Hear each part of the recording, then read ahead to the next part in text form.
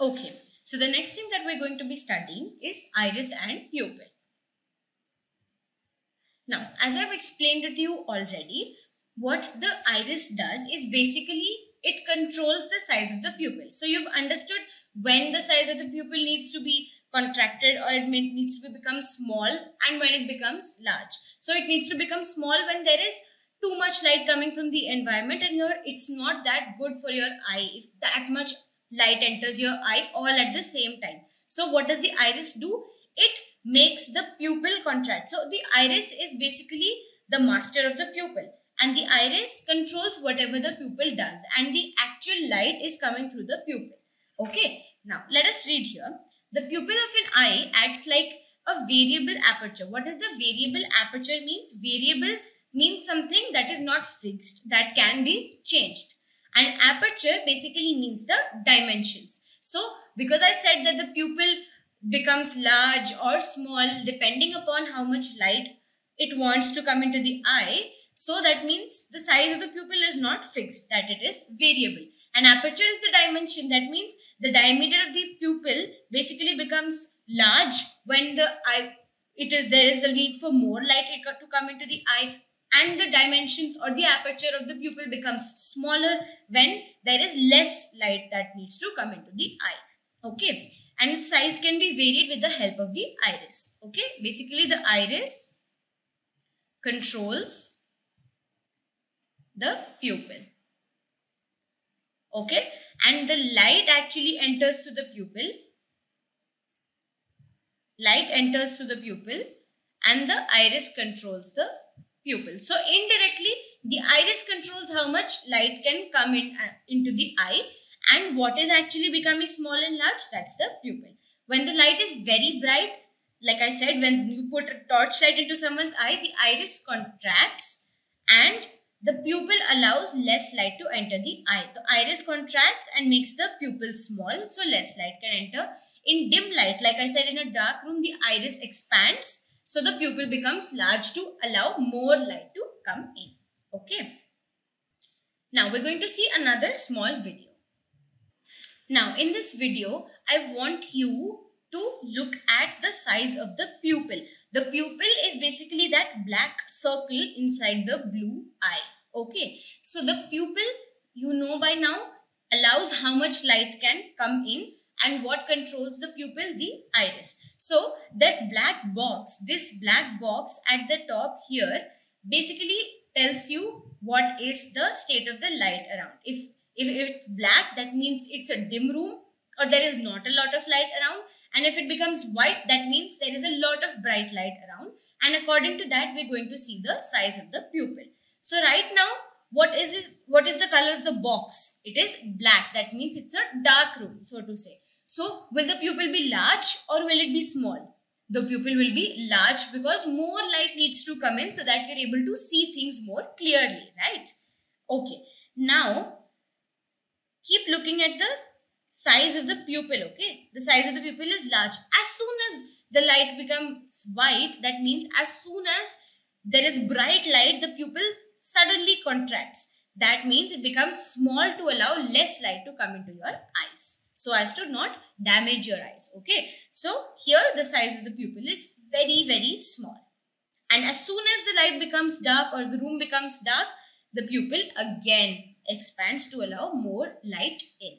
So by now, the function of the pupil and iris should be clear to you. Okay. So the topic here says, how do you shoot an object close to you and a distant object?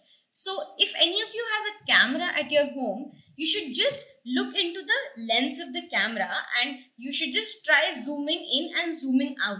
You'll see something that is very, very similar to what happens with your pupil. Okay, so that should give you an idea about when you're zooming it out, is the pupil of the camera expanding or contracting, and when you're zooming in, is it expanding or contracting? Okay, it is a very similar phenomenon to your eye that you see in the camera. Okay, moving on. The power of accommodation. Now, if you remember, we saw in a video,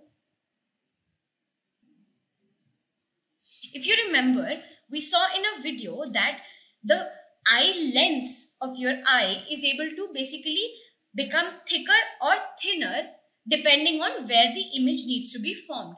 So basically that ability or that power that your eye lens has to become thicker or thinner controlled by the muscles of the eyes is known as the power of accommodation. Okay, let's read here in your PPT. So it says the power of accommodation is the change in the focal length by changing the curvature of the lens. So one thing that you need to remember to be familiar with this concept is this relation that I am writing here. Okay, the focal length is inversely proportional to the width. So I hope you know what the meaning, what this notation means. This sign means in proportion to, and when something is in proportion to and the other quantity is in the denominator of the fraction, that means it is inversely proportional. Basically what it means, proportional means that if two quantities are proportional to each other, say your in a container, the pressure of the gas and volume of the gas, for an example, are proportional. So proportional means that if the pressure increases by 2 times, the volume also increases by 2 times only. That means the amount of change in one is equal to the amount of change in the other. That is when it is proportional. And when it is, we say that it is inversely proportional. That means when one increases, the other decreases. So that is what you need to remember here, that when the focal length has to increase, the width basically has to decrease. That means if focal length has to increase, width of the lens has to be decreased. Or when focal length has to be decreased, the width of the lens needs to be increased. Okay, now let's read here. Now keeping this in mind, we'll read here. Looking at objects closer to the eye contracts the ciliary muscles, which increases the curvature of the eye lens. So, which means that if the curvature is increased, that means the focal length is also increased, because focal length is just the half of curvature, right? So, if curvature is increased, the focal length automatically increases too. Now, when you have to see things closer to you, that means that the things are closer to you. So, basically the rays coming into your eye have to be they have to be converged at a closer point comparatively, right? Think of it like this. If this is your eye lens and an object is here, so your retina is here.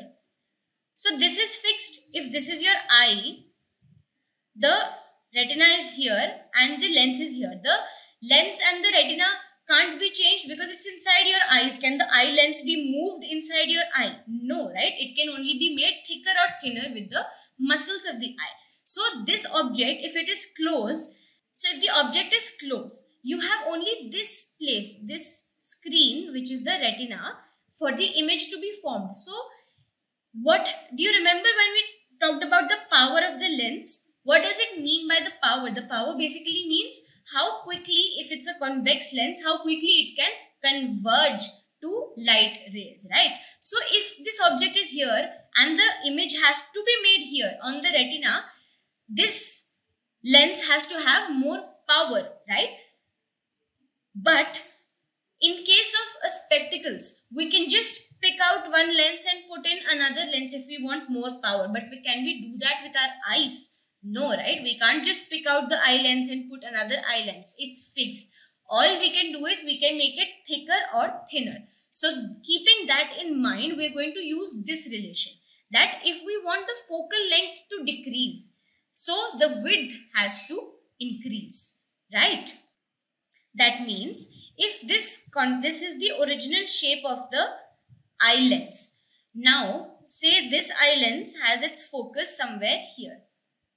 Okay, so any rays coming from infinity will be converged at this point. But say your retina is actually here.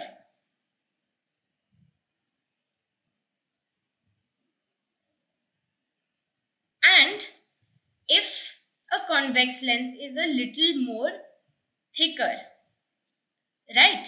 So we said that when the width is more, the focal length is less.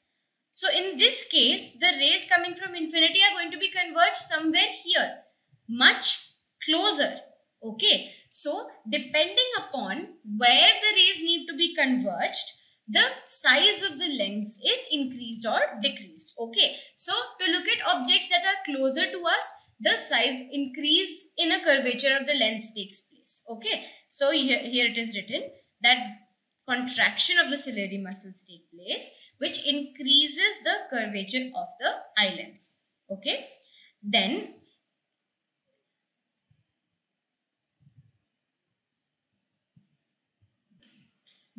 as I told you, the eye lens becomes thicker, right?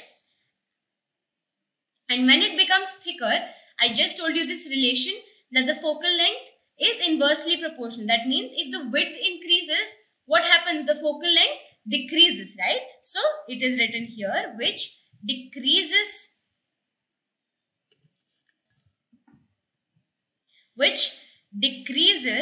the focal length of the eye lens. Okay, and we are able to see nearby objects clearly. So this is what we call the power of accommodation, that is the ability or the power of your eye lens to become thick or thin based on where the object is kept. If the object is kept very close to your eye, then the lens becomes thicker.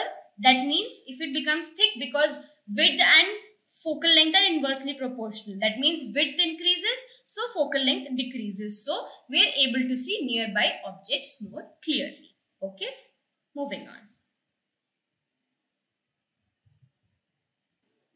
Now I'm going to show you another video to make these concepts a little more clear for you. Okay.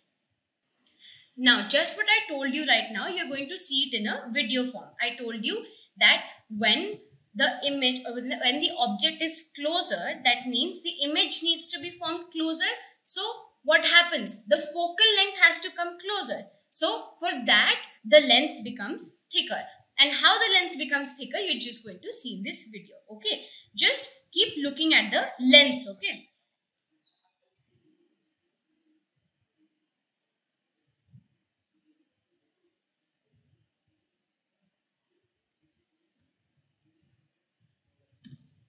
Now here, keep looking at the lens. Right now, the lens is comparatively thinner.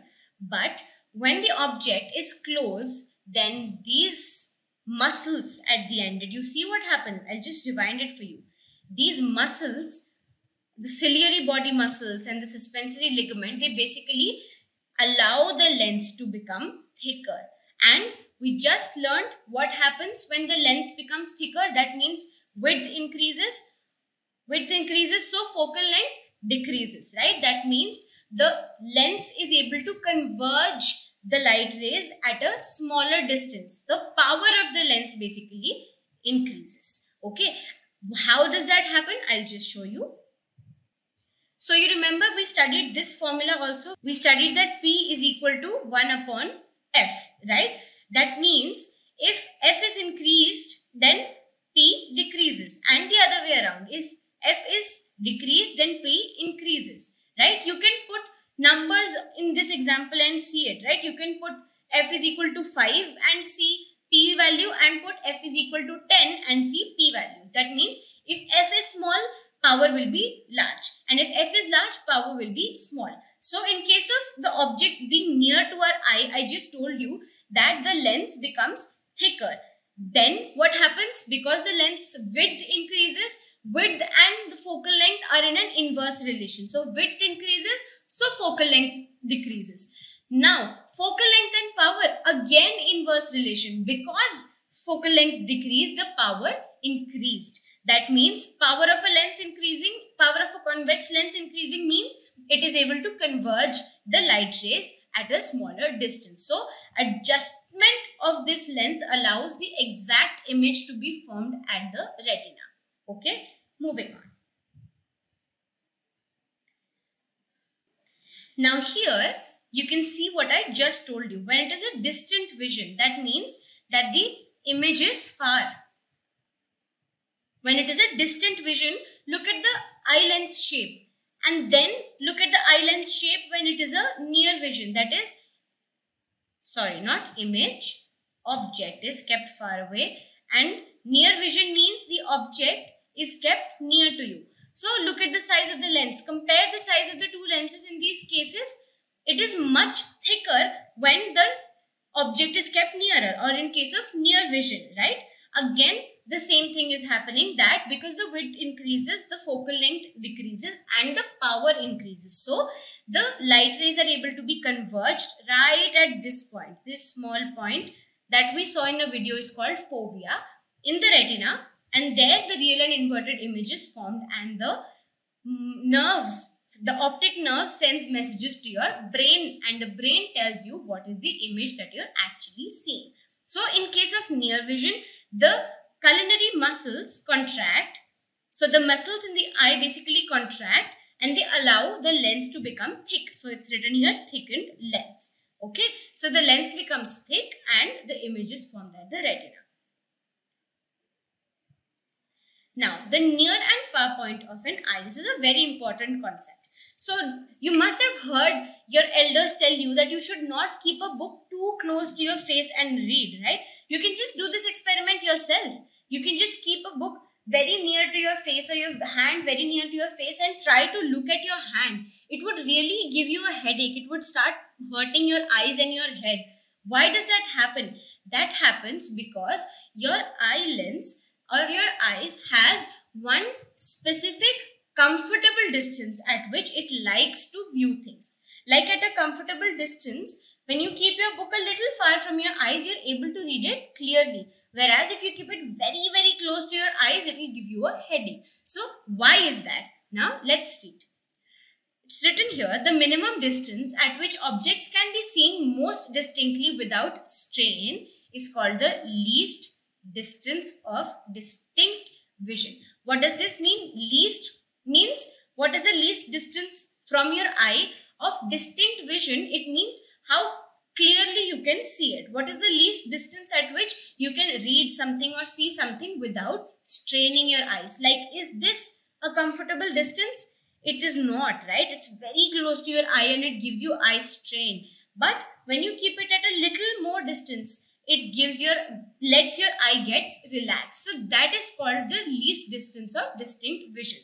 And this is important for you to remember that for a young adult, for a healthy adult, the normal point of the least distance of distinct vision is 25 centimeter. It is also called the near point of an eye. Okay, so the near point is basically what is the minimum distance from the eye at which an object is clearly visible to us without straining our eyes. Okay, and the farthest point for a healthy normal eye is infinity. Look, it's written here, it is infinity and it is called the far point of the eye. So what is the minimum distance at which something should be kept from your eye so as to not hurt or strain your eyes? 25 centimeters, which is the least distance of distinct vision. And what is the farthest distance something can be kept from you? It is infinity. Okay, moving on. Now, cataract. You must have heard a lot of your older parents or like your grandparents saying that their eyesight is getting weaker, and some of you might have noticed that your grandparents' eyes, the color of their eyes starts to become slightly grey. Do you know why that is?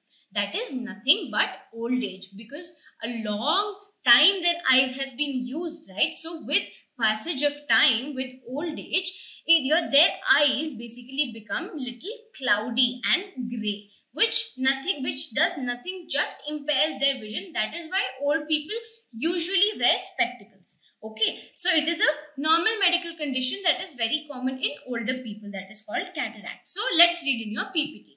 Says that the crystalline lens of people at old age. What is the crystalline lens? It is nothing but the lens in your eyes becomes milky and cloudy. That is how you describe it.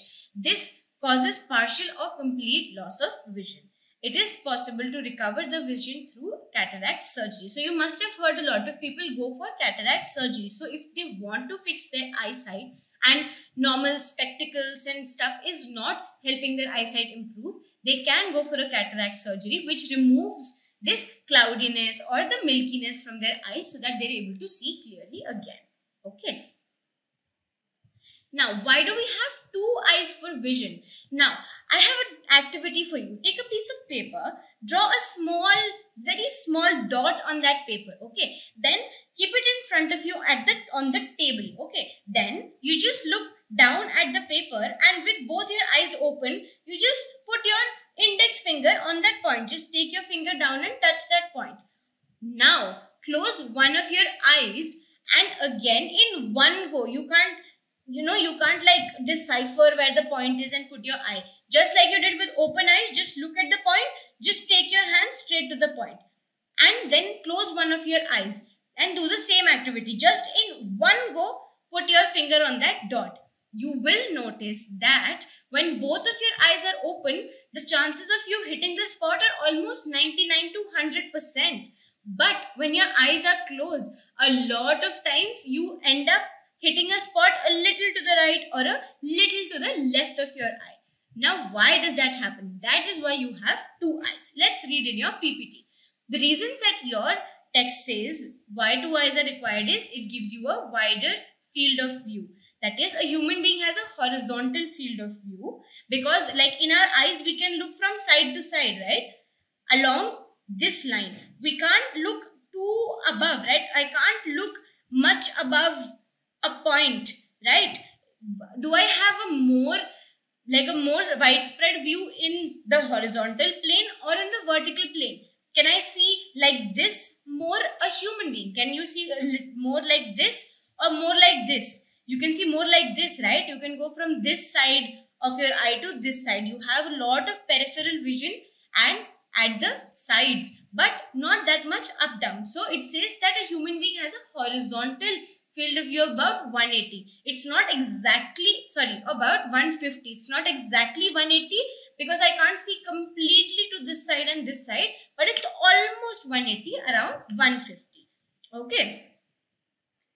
With one eye. So 150 if you're looking just on this side, but with both eyes, it gives you a whole view of 180 degree.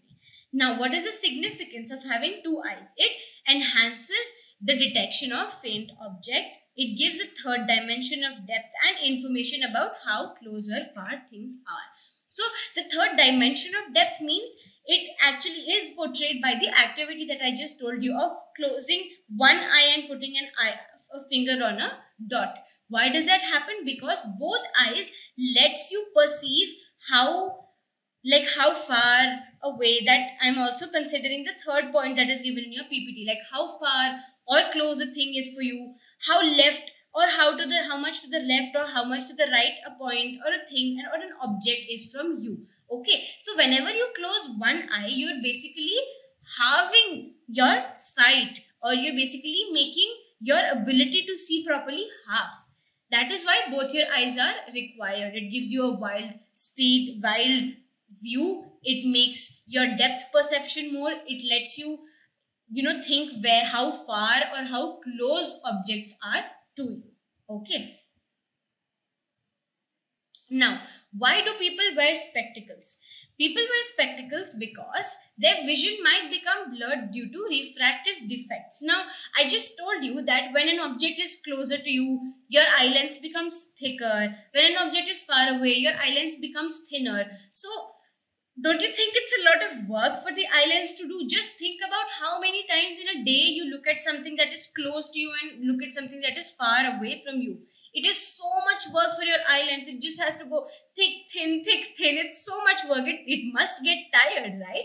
So, in some people, because of genetic reasons also, and also because of what you eat, your diet also plays a huge role in determining how healthy your eyes are.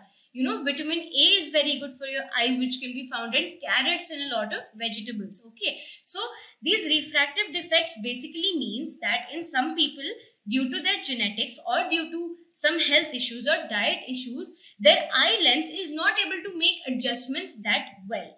That means when something is kept close to them, their eye has to basically increase its width, but it's not able to do that. So that is why people need spectacles, because their actual eye lens is not able to do its job.